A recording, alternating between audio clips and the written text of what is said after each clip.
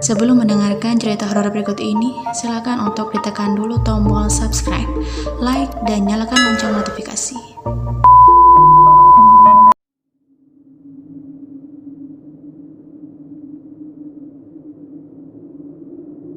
Halo pendengar, namaku Hesti, pemilik channel Hasta Hesti. Di channel ini, aku bakalan nyeritain pengalaman-pengalaman horor yang aku alami, mungkin pengalaman dari teman-teman atau saudara juga. Jadi bagi kamu pendengar yang ingin membagikan cerita horormu di channel ini, bisa mengirimkan ceritanya ke alamat email yang sudah aku taruh di description box. Baiklah, jadi ceritanya ini adalah pertama kali aku melihat makhluk halus. Sekitar tahun 2000-an awal, waktu itu aku masih TK umur 4 atau 5 tahun. Sebagai informasi saja, aku bukan anak indigo atau sejenisnya, hanya saja waktu kecil mungkin sedikit sensitif sehingga sering ditampakkan bahkan diikuti oleh makhluk halus. Aku lahir dan besar di Kabupaten Tulung Agung, Jawa Timur. Desa tempat aku tinggal ada di bagian selatan, dekat dengan area pegunungan. Jadi bisa dibayangkan suasana kampung di rumahku yang mana jalanan sepi, tidak ada gedung-gedung perkantoran, hanya toko dan warung kecil di beberapa tempat. Jalan pun masih tanah. Katakanlah aku tinggal di desa A. Namun pengalaman ini aku alami di desa sebelah tempat tinggal kakek nenek dari bapak atau biasa aku sebut mbah. Katakanlah mbah ini tinggal di desa B. Suasana desa B ini menurutku berbeda, agak menyeramkan dibanding daerah rumahku karena masih banyak pohon-pohon besar. Lalu ada banyak tumbuhan bambu juga yang kalau tertiup angin dan bambu saling bergesekan akan menimbulkan suara yang menurutku menyeramkan. Desa B, adat istiadat kejawennya masih sangat kental daripada di desa A atau di desaku sendiri.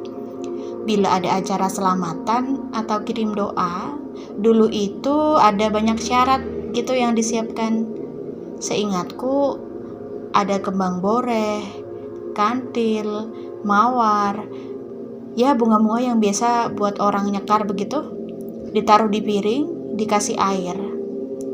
Terus ada meja khusus yang ditaruh banyak makanan, ada nasi lengkap dengan lauk, lalu ada jajan-jajanan pasar, jenang merah, dan kopi. Dimaksudkan untuk menghormati orang yang didoakan.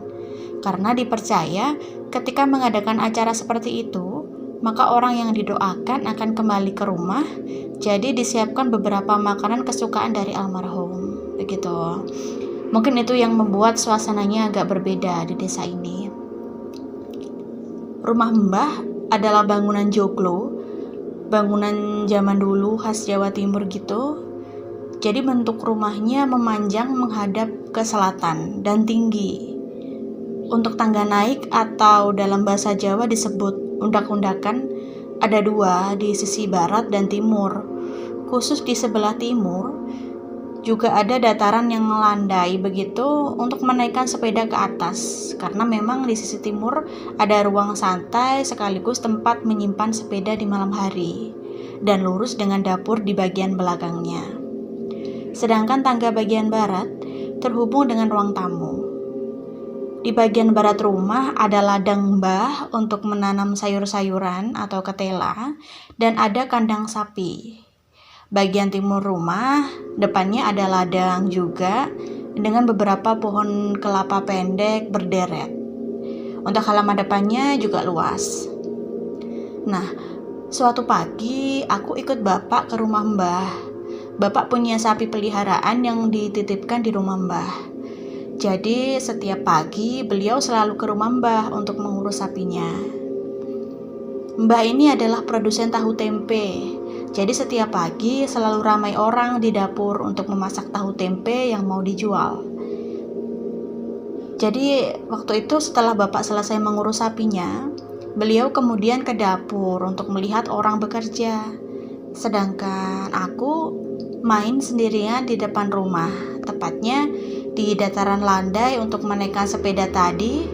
Disebut apa aku nggak tahu juga. Aku main di situ, naik turun di situ berulang-ulang dengan berlari. Menurutku waktu itu seru sekali.